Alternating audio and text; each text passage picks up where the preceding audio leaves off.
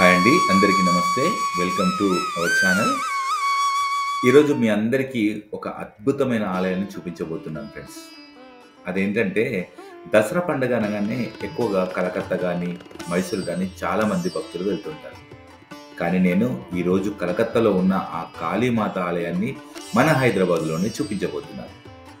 కోల్కత్తాలో కాళికామాత ఆలయం ఏ విధంగా ఉందో సేమ్ టు సేమ్ మన హైదరాబాద్లో కూడా అదే విధంగా ఆ ఆలయాన్ని నిర్మించడం జరిగింది ఫ్రెండ్స్. ఇక మనం కోల్కత్తా వరకు వెళ్ళాల్సిన అవసరమే లేదు. ఇక వచ్చే దసరాకు మీరు కనుక కోల్కత్తా కాళీ మందిరానికి వెళ్ళాలనుకునే వారు అంత దూరం వెళ్ళాల్సిన పని లేకుండా ఇప్పుడు హైదరాబాద్లోనే ఈ కాళీమాత ఆలయాన్ని దర్శించుకోవచ్చు. ముందుగా ఈ టెంపుల్ ఎక్కడ ఉందంటే శంషాబాద్కి 10 కిలోమీటర్ల దూరంలో నర్కుడ అనే గ్రామం దగ్గర ఉంది ఫ్రెండ్స్. ఈ దేవాలయానికి సంబంధించిన గూగుల్ మ్యాప్ లొకేషన్ కింద డిస్క్రిప్షన్లో పోస్ట్ చేస్తాను. లొకేషన్ ఆన్ చేసుకొని ఈ ఆలయానికి చేరుకోవచ్చు ఫ్రెండ్స్. ఇక్కడ కొలువై ఉన్న కాళీమాత రూపం చాలా దివ్యమైన రూపం ఫ్రెండ్స్. నిజంగా చెప్పాలంటే తన భక్తులను రక్షించాలన్నా దుష్టులను శిక్షించాలన్నా ఆ అమ్మే. అలా అమ్మవారి ఎన్నో రూపాలలో ఉగ్రరూపం అనగానే అందరికీ గుర్తుకొచ్చేది అపర కాళికాదేవి. ఎంతో మహిమాన్వితమైన కాళికామాత అమ్మవారి ఆలయాన్ని ఈరోజు మనం దర్శించుకోబోతున్నాము. ఇక ఈ ఆలయం లోపలికి వెళ్లే ముందు ఈ ఆలయానికి ఎదురుగా ఒక పెద్ద పుష్కరిణి లాంటి చెరువు కనబడుతుంది. చూడండి, ఇక్కడ నుండి చూస్తే ఈ చెరువు చాలా సుందరంగా కనబడుతుంది. వచ్చిన భక్తులు కాళ్ళు శుభ్రం చేసుకోవడానికి వీలుగా ఈ పుష్కరిణిలో స్టెప్స్ కూడా అరేంజ్ చేశారు ఈ దేవాలయం వాళ్ళు. ఈ ఆలయానికి వచ్చిన భక్తులు ఇలా ఈ మెట్ల మీద కూర్చొని ఆ చెరువులో ఉన్న అందాలన్నీ చూస్తుంటారు ఫ్రెండ్స్. చూస్తున్నారు కదా మీరు కూడా. ఇటు ఆలయం, ఇటు చెరువు, మధ్యలో చెట్లు, పక్షులు, ఇలా చూస్తుంటే మనసు చాలా ప్రశాంతంగా అనిపిస్తున్నట్టుంది కదా. ఇలా ఈ ఆలయానికి వచ్చిన వారందరూ ఇక్కడ కాలు శుభ్రం చేసుకొని ఎదురుగా ఉన్న ఈ మెయిన్ గేట్ నుండే లోపలికి ప్రవేశిస్తారు. ఇలా ఈ ఆలయ ముఖద్వారం నుండి మనం లోపలికి వెళ్లే ముందు ఒకసారి చూడండి, ఇక్కడ టెంపుల్ టైమింగ్స్ కూడా ఏర్పాటు చేశారు. ఒకసారి చూపిస్తాను చూడండి. ప్రతిరోజు ఉదయం 8 గంటల నుండి మధ్యాహ్నం 12 గంటల వరకు, తిరిగి సాయంత్రం 3 గంటల నుండి రాత్రి 8 గంటల వరకు మాత్రమే ఈ దేవాలయం తెరిచి ఉంటుంది. గుర్తుపెట్టుకోండి. ఇక ప్రతిరోజు సాయంత్రం 7 గంటలకు ఇక్కడ సంధ్యా హారతి ఉంటుంది ఫ్రెండ్స్. ఈ హారతి దాదాపు 1 గంట సేపు జరుగుతుంది ఫ్రెండ్స్. ఈ సమయం చాలా అద్భుతంగా ఉంటుంది ఫ్రెండ్స్. కాళీమాతకు సంధ్యా హారతి ఇస్తున్నంతసేపు మనకు ఏదో తెలియని వైబ్ కనబడుతుంది ఫ్రెండ్స్. ఈ వీడియో చూస్తున్న వారు ఈ సంధ్యా హారతి కనుక మీరు గతంలో ఎప్పుడన్నా చూసుంటే కామెంట్ పెట్టండి. చూడలేని వారు ఈ వీడియో చూశాక ఎలా అనిపించిందో మీకు కామెంట్ చేయండి. అలాగే ఈ వీడియో చివరి వరకు చూడండి ఫ్రెండ్స్, ఎక్కడ స్కిప్ చేయకండి.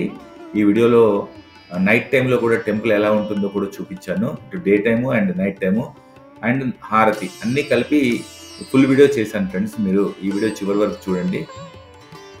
ఇలా ఈ ఆలయం లోపలికి అడుగు పెట్టగానే ఒక దివ్యమైన అనుభూతి మనకు కలుగుతుంది ఫ్రెండ్స్. ఎటు చూసినా పచ్చని చెట్లు, ప్రశాంతమైన వాతావరణం, చక్కటి గార్డెనింగ్ కూడా ఏర్పాటు చేశారు. ఆ ఆలయం మొత్తం ప్రహారీ గోడపై చక్కటి శిల్పాలను కూడా ఎంత అద్భుతంగా తీర్చిదిద్దారో చూడండి ఒకసారి ఫ్రెండ్స్. ఒకసారి ఈ దివ్యమైన ఆలయాన్ని మొత్తం ఒకసారి చూపించే ప్రయత్నం చేస్తాను. ఒకసారి మొత్తం చూడండి.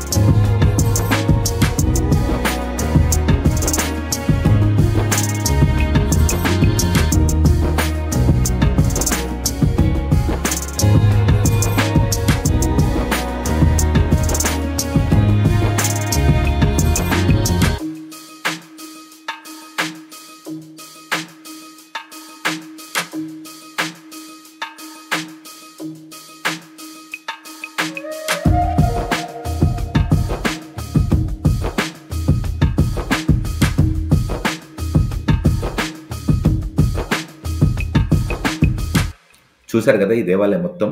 మీకు ఎలా అనిపించిందో ఒక కామెంట్ చేయండి ఫ్రెండ్స్. ఈ ఆలయం మొత్తం 4 ఎకరాల విస్తీర్ణంలో కట్టారంట.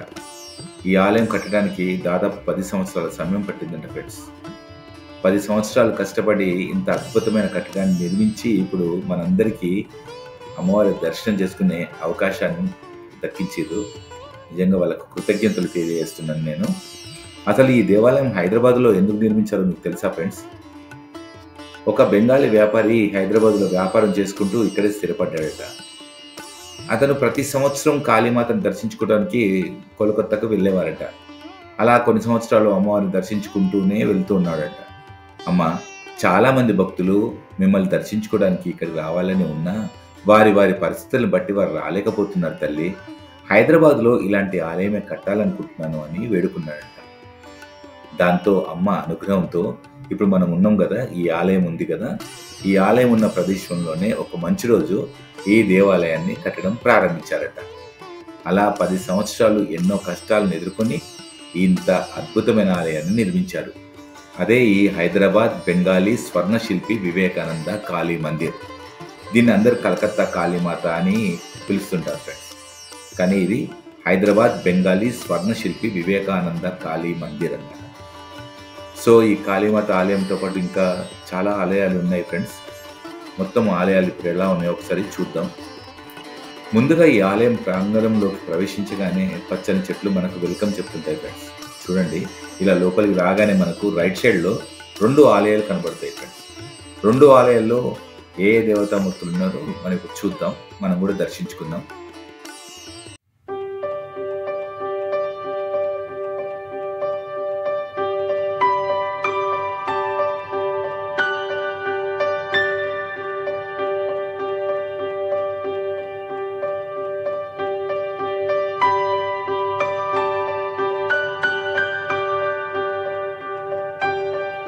ఇలా ఇక్కడున్న కొన్ని మెట్లు ఎక్కగానే ముందుగా రాధాకృష్ణ దేవాలయం కనబడుతుంది. చూడండి, పాలరాతితో తయారు చేసిన విగ్రహం చాలా సుందరంగా కనిపిస్తుంటుంది.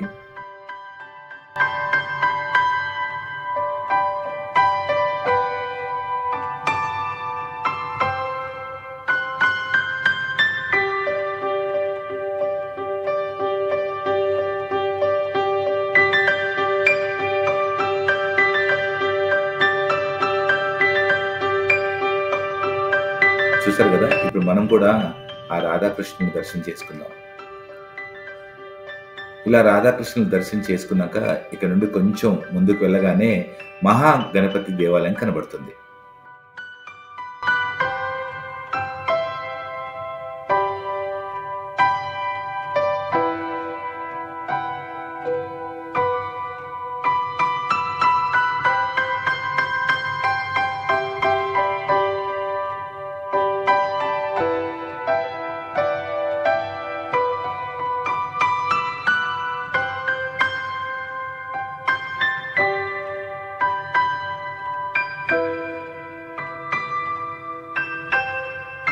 ఇక్కడ కూడా పాలరాతితో చేసిన విగ్రహమే మనకు కనబడుతుంది. ఇక్కడ ఉన్న ప్రతి ఆలయానికి చుట్టూ ప్రదక్షిణ చేసుకోవడానికి చక్కటి వీలు కల్పించారు ఫ్రెండ్స్ ఈ దేవాలయం వారు. ప్రదక్షిణ చేసేవారు మీ కోరిక ప్రకారం మీరు ఎన్ని ప్రదక్షిణ చేస్తారో మీ ఇష్టం. ఇప్పుడు ఆ మహాగణపతిని మాకు ఎలాంటి ఆటంకాలు కలగకుండా చూడు స్వామి అని వేడుకుందాం ఫ్రెండ్స్. ఇలా మహాగణపతిని దర్శించుకున్నాక ఇక ఇప్పుడు మనము ప్రధాన ఆలయమైన మహాకాళి దేవాలయాన్ని దర్శించుకుందాం. ఆ కాళీ ఆలయానికి వెళ్లే ముందు చూడండి ఫ్రెండ్స్, ఇక్కడ నుంచి వెళ్ళి మొత్తం బృందావనం లాగా కనబడుతుంది కదా, చుట్టూ ఆలయం, మధ్యలో ధ్యాన మందిరం కూడా చూడొచ్చు. ఈ ఆలయ ప్రాంగణంలో మొత్తం 5 దేవాలయాలు ఉన్నాయి ఫ్రెండ్స్. ఈ మధ్యలో ఉన్నదే అమ్మవారి ఆలయం. పక్కన ఉన్న కుడివైపున 2 ఆలయాలు, ఎడమవైపున 2 ఆలయాలు ఉన్నాయి. మధ్యలో ఉన్న ఈ కాళీమాత ఆలయాన్ని కొంచెం పెద్దగా నిర్మించారు. మిగతా ఆలయాల గోపురాల కన్నా మధ్యలో ఉన్న కాళీ అమ్మవారి ఆలయం గోపురం కొంచెం ఎత్తైన గోపురం. మనం ఇప్పుడు అమ్మవారిని దర్శనం చేసుకునే ముందు అమ్మవారికి ప్రదక్షిణ చేసుకుని అమ్మవారిని దర్శించుకుందాం.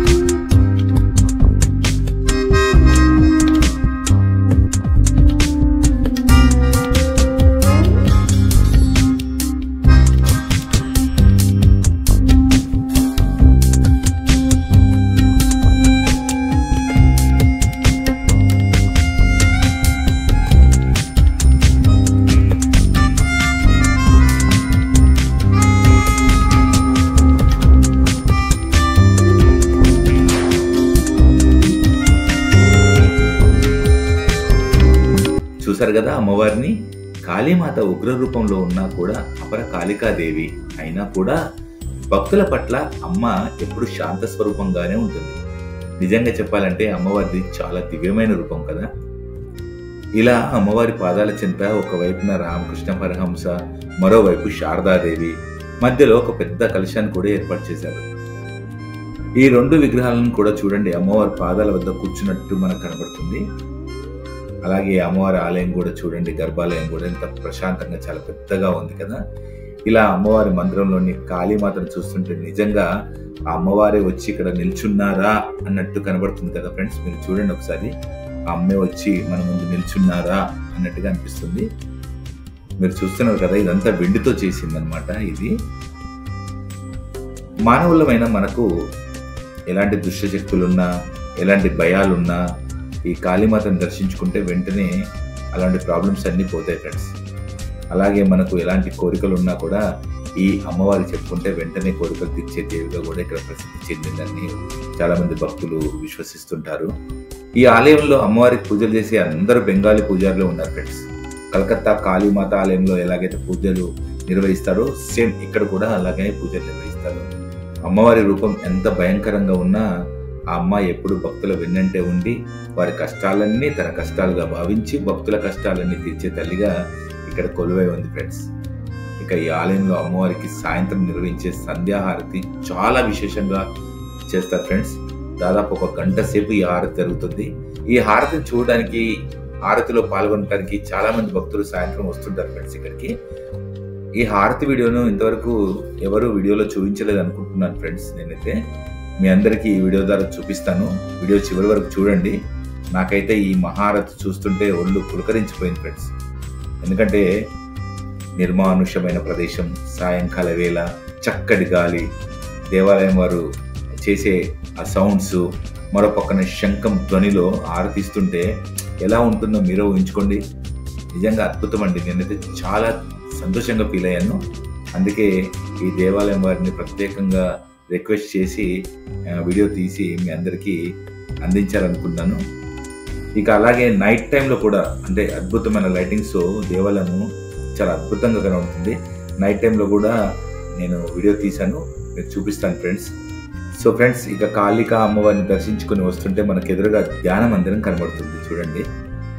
ఈ ధ్యాన మందిరంలోకి వెళ్లే ముందు అమ్మవారి ఆలయానికి కుడివైపున మరో 2 ఆలయాలు ఉన్నాయి ఫ్రెండ్స్. వాటిని కూడా దర్శించుకుందాం. ముందుగా ఇలా కొంచెం మెట్లు ఎక్కగానే ముందుగా మనకు శివాలయం కనబడుతుంది.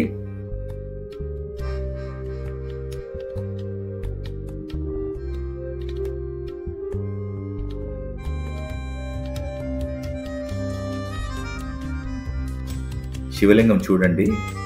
మనం వేరే శివాలయాల్లో ఉన్న శివలింగాలకి ఇక్కడ ఉన్న శివలింగాలకి కొంచెం తేడా ఉంది కదా.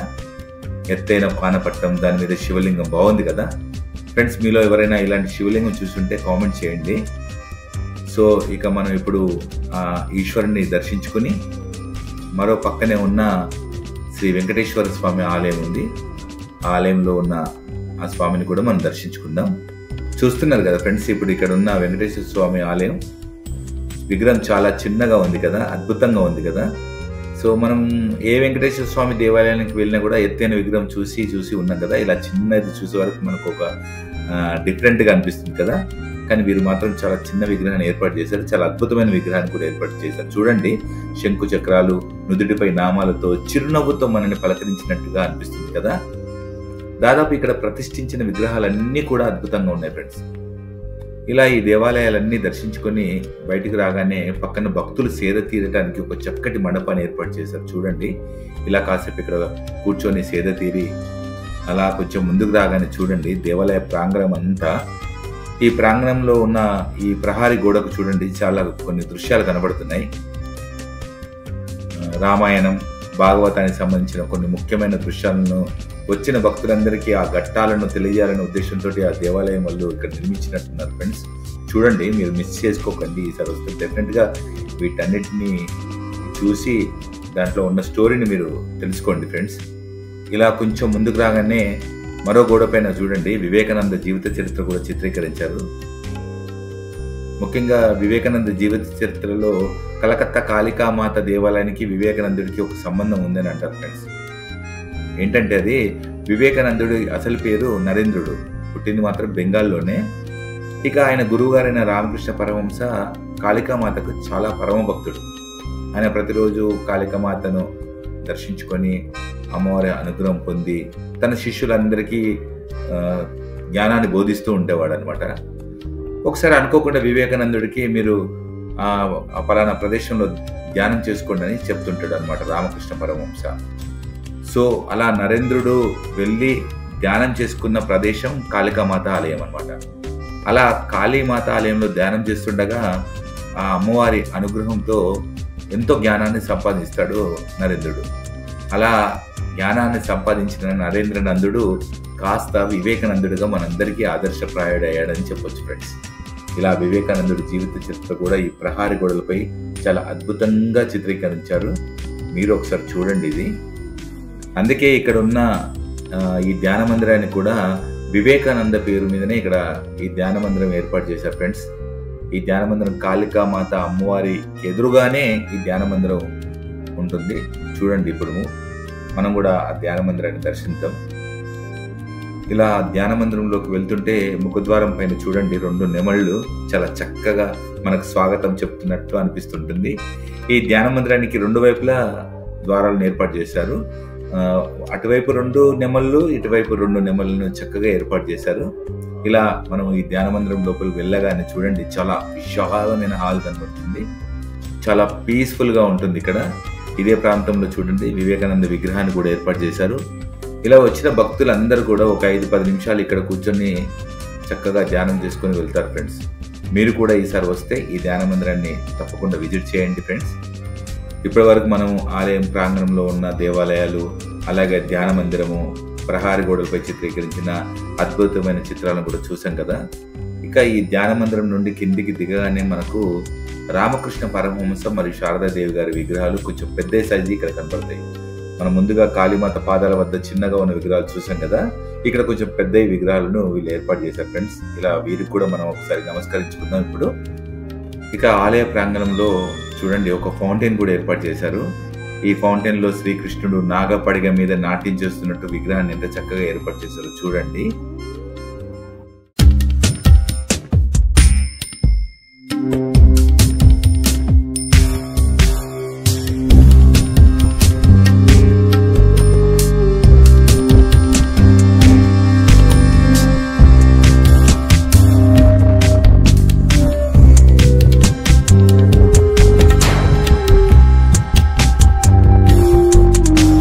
మొత్తం మీద ఈ ఆలయంలో ఏది చూసినా అద్భుతమే.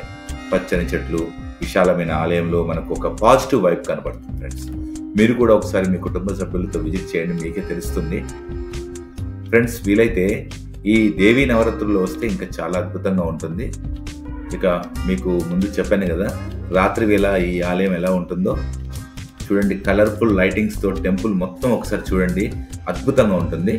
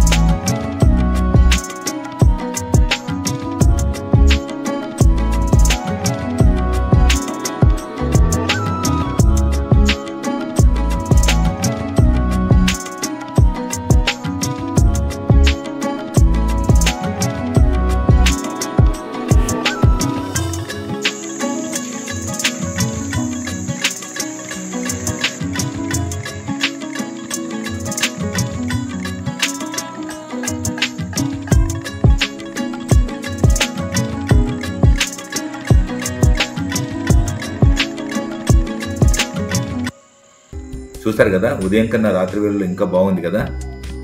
అయితే ఫ్రెండ్స్ ఒక పని చేయండి, మీరు ఈసారి ఈ దేవాలయానికి వస్తే మధ్యాహ్నం 3 గంటలకు రండి.